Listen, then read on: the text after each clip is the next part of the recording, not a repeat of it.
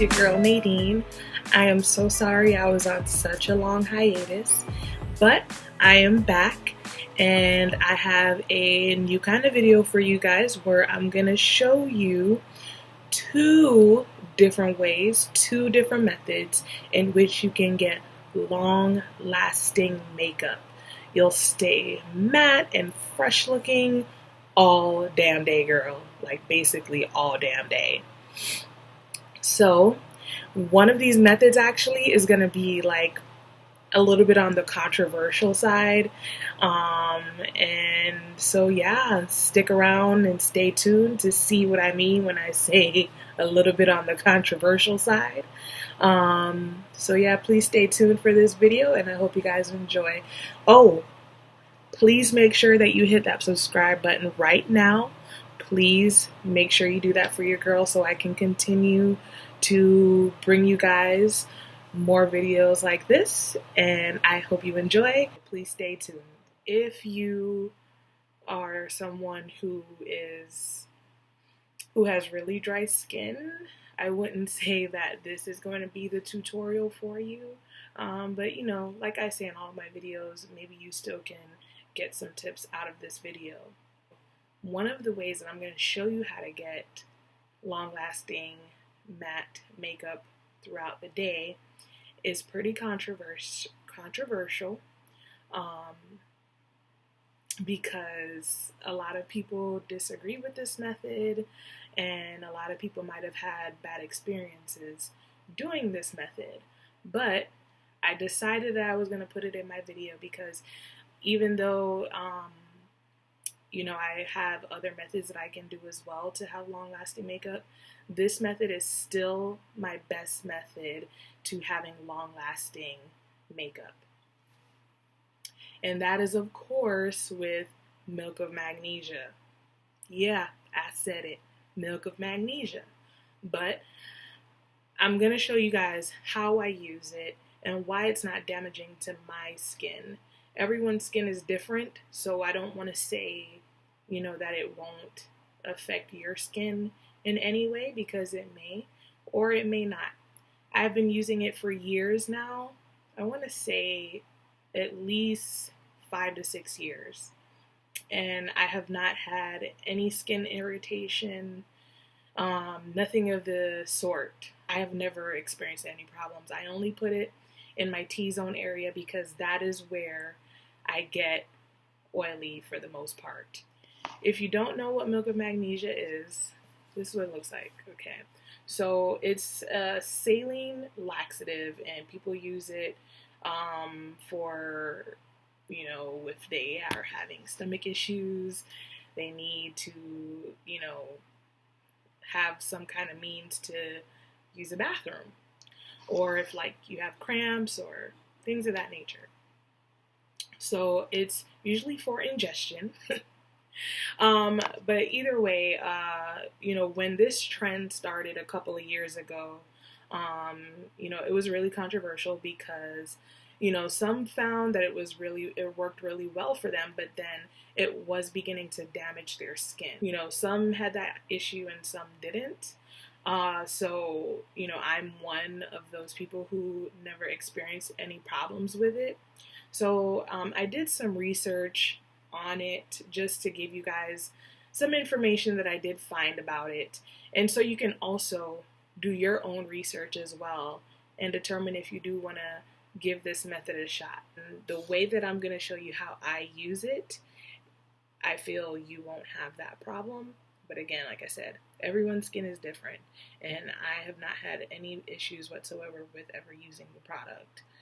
And to me, that just means that you also need to make sure that you always have a good skincare routine. Regardless of if you use this product or not, you should be making sure that you use or that you have a good skincare routine. Everyone should be practicing good skincare. So since I'm showing you two different methods, I'm going to be basically doing them at the same time.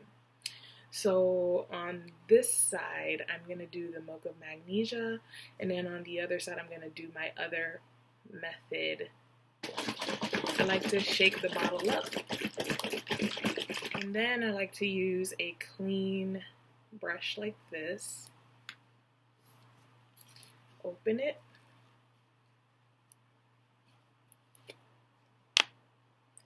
And then I just dip it right in. I used to like pour this in like another container sometimes, but milk of magnesia gets like dried out fast, and putting it in like a different container was causing it to dry out even faster. So I use it directly from the bottle it comes in. I just dip it in, and then I apply it to my most oily part of my face, which is my T-zone. I have oily combination skin, I guess. So my T-zone area is extremely oily. And then sometimes on the top of my cheeks, I can get really oily there as well. But what I found is as long as I control the oil in my T-zone area, that oil won't really transfer to on top of my cheeks. And so, that's why I don't use it there, because as long as it's controlled here, then this part really doesn't get too oily and too fussy. Now I'm just going to go ahead and apply it. I just simply apply a thin layer like so around the eyebrows.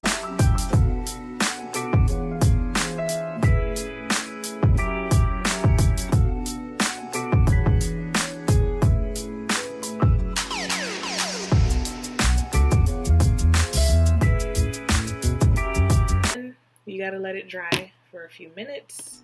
Okay guys, so here I basically just wanna go over some information that I researched myself personally. Whenever I'm doing research, especially on stuff like this, I try to make sure that I do some due diligence to make sure it's from credible sites. So because we're talking about putting kind of a foreign product on our face that's typically used for ingestion inside of our bodies, you want to make sure that you're getting your information from sources that are that specialize in skincare, certified people, doctors of course, like dermatologists, or even estheticians, people who are certified to actually discuss skin and products that are good and not good for the skin. So you want to make sure you kind of are getting that information from websites that are certified to actually talk about these things. So in my research that I found, and I'm just going to briefly talk about it, and I'll leave a link down below on my research and my findings to the articles that I found, so you can see them linked down below. But basically, all in all, what I found is that, there are makeup artists, even before it did become a trend a few years back, there were professional makeup artists who did use milk of magnesia on their clients and really stood by it. And some of them still do till this day. However, dermatologists, they say they would not specifically recommend that you use it for the skin, even though there have been studies, well, not necessarily any formal studies, because there actually aren't any real formal studies done on milk of magnesia as like an acne treatment or anything. So, basically, all in all, dermatologists, they say that, there is possibility that it can throw off your pH of your skin. So that is why they don't necessarily recommend it. Your sebum is basically what produces the oil. It's like your glands that produce the oil naturally on your skin, and it does not, or it hasn't been proven to specifically alter your sebum glands, but it is still that possibility that it will or can alter your pH. All right, y'all, so now it's completely dried down. You see what it looks like.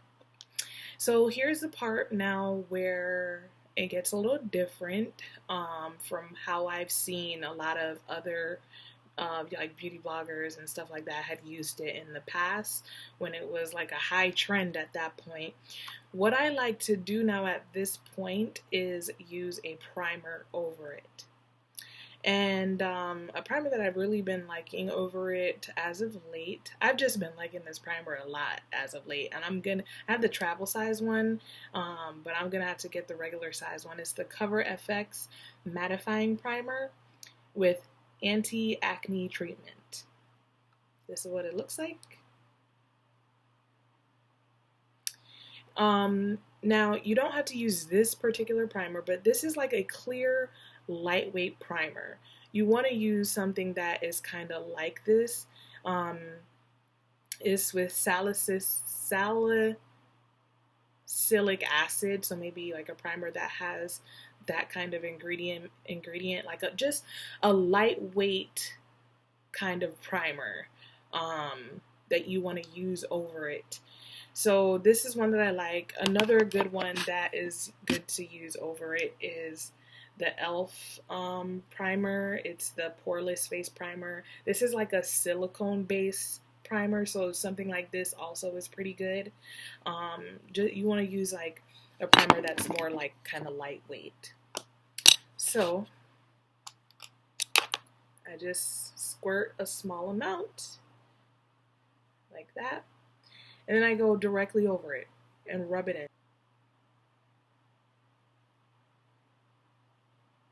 And that's it. So you can't even tell that I use milk of magnesia. And I think that's why I've never had any issues with it over the past 5 to 6 years. Because of this step. This step also helps to make sure that your skin is going to be a smooth palette to put your makeup over. If you were to just leave that base of the milk of magnesia, first off, I wouldn't say that it's good for all day. It would get probably chalky throughout the day and just like not even allow your makeup to go on that smooth. So,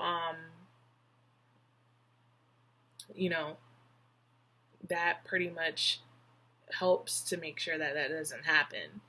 But the milk of magnesia was placed there because you can still feel that matteness, a little, and it kind of serves for a barrier between your skin and the makeup. So that's it. So now on this side, I'm gonna go show you guys my other technique that I do, which I'm not gonna say I got it from Jackie Aina, but she has really like enforced a stamp in my brain because she's one of my favorite YouTubers here.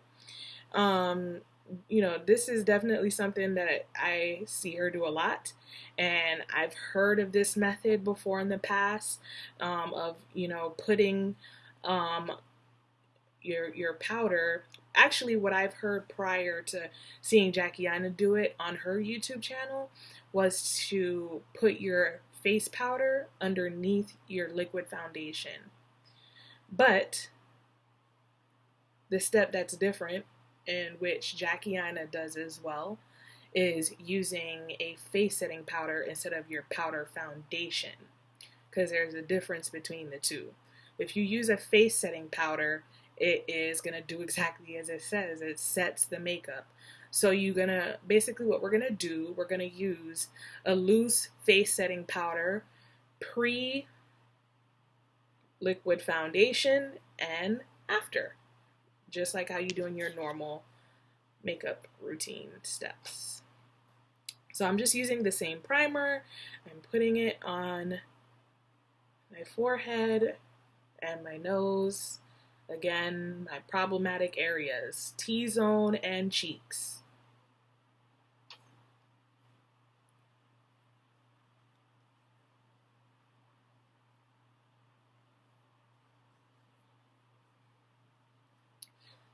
This is important. You want to make sure that you're doing this step before we do the next step.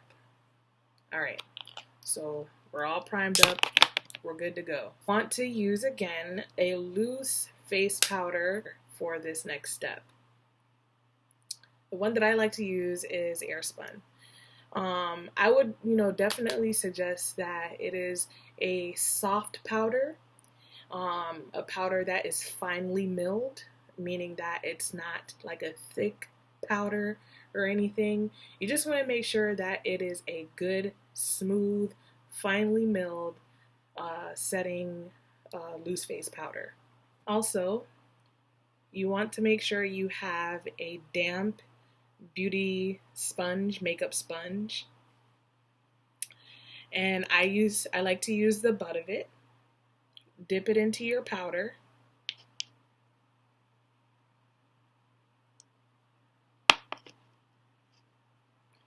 Tap off any excess. And then apply it right over where you primed your face.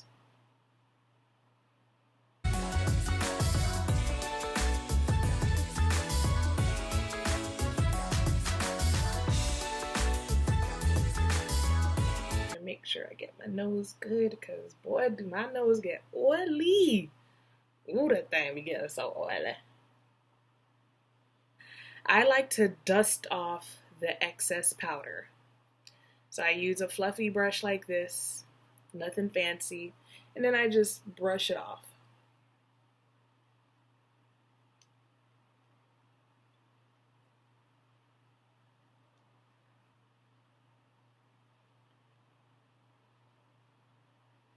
So actually,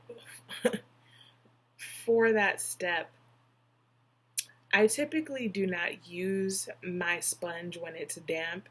It's just that I already had the sponge prepared damp, because I know I was going to have to apply my makeup on a damp sponge. But normally what I do is I actually use the sponge when it's dry, because then that makes sure that when you're pressing the powder in, that it's not going to be caked on top of your primer.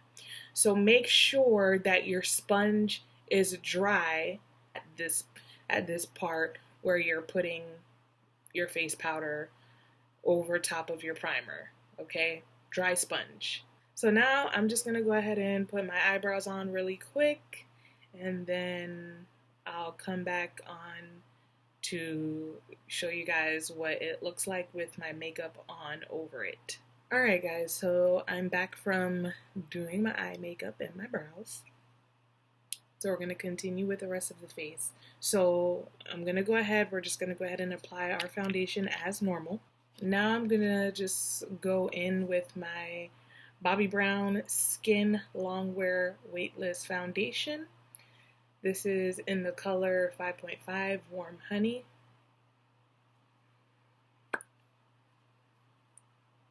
Just apply that right to the sponge.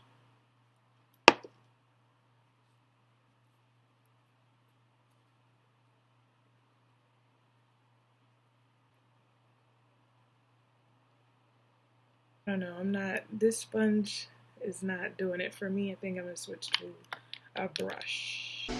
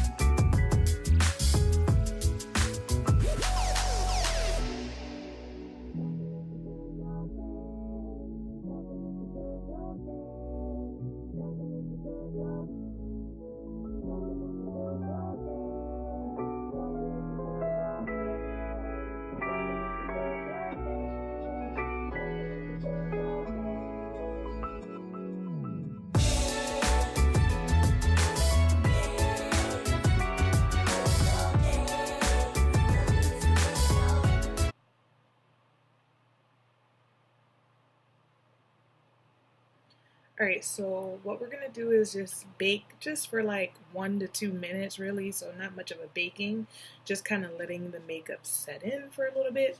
And then I'm gonna show you what else I do afterwards, after this point.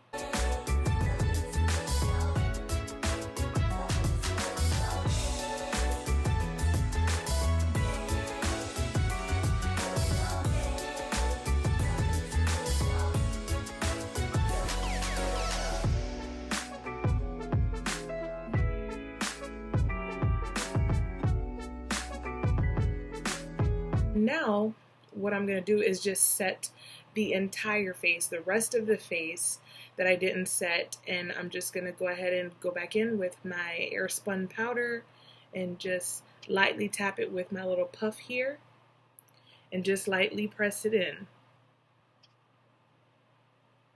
And make sure you get those areas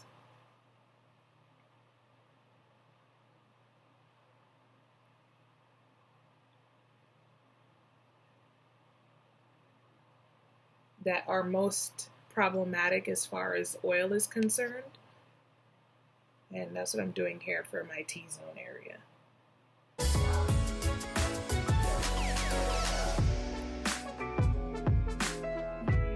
So now we need to bring back the color into our face after all that setting powder. My Sephora Matte Perfection Powder Foundation. This is in the color 42 Warm Tan.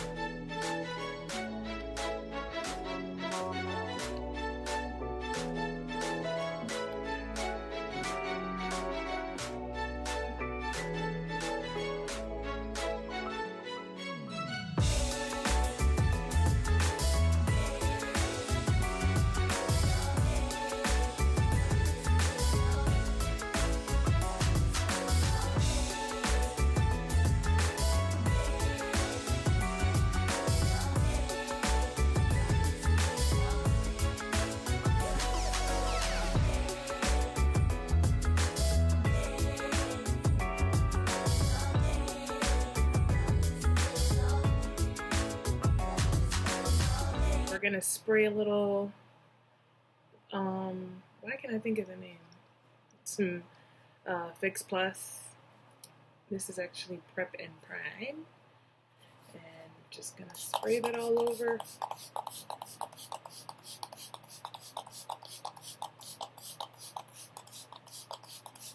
This will help to bring back the skin-like look of all of this cake. Just like that. Sit in place. These lashes, I'm just trying them out. A friend of mine gave it to me, and I fucking hate them. Yep. They feel like I have just two big ass caterpillars sitting on my eyelids. I'm not used to these kind of lashes with the thick lash band. Yep, just not for me. Not at all. I can't wait to take these shits off. Just for the sake of this video, y'all. This is the final product. And let's get up close so you guys can see that the finish is still smooth.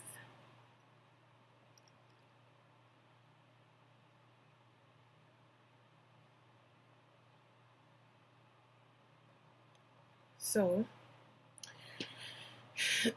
whether I do the Milk of Magnesia side or I do the non-Milk of Magnesia side with the setting powder, both of these methods give me long-lasting makeup for up to, I'd say, about 12 to 14 hours. By the end of the day, you'll have a little bit of shine come through. And more so on the non-milk of magnesia side, I'll have a little bit of shine that comes through. And on the milk of magnesia side, there is some oil too, but the milk of magnesia side holds up better than this side. But both methods work really, really awesome for long-lasting makeup. And like I said, they both can last anywhere between 12 to 14 hours. So I hope you guys are able to take some tips away from this video and how I get my long-lasting makeup. If you have any questions or anything like that, just drop them down below. Or if you have any tips of your own, leave them down below as well. I am always up and game for trying new things, so, you know, just drop it down below. Let your girl know. And if you thought this was an interesting type of video, please give me a thumbs up. And also let me know if you try out this, any of these methods. So please give me a thumbs up. Make sure to subscribe if you have not subscribed already. So thanks so much, guys, for stopping by. I'm so sorry that I was on such a long hiatus, but I am hoping to be more consistent. I want to try to crank out some more videos for you guys. I hope you enjoyed this video, you guys, and thank you for stopping by. Have a good day.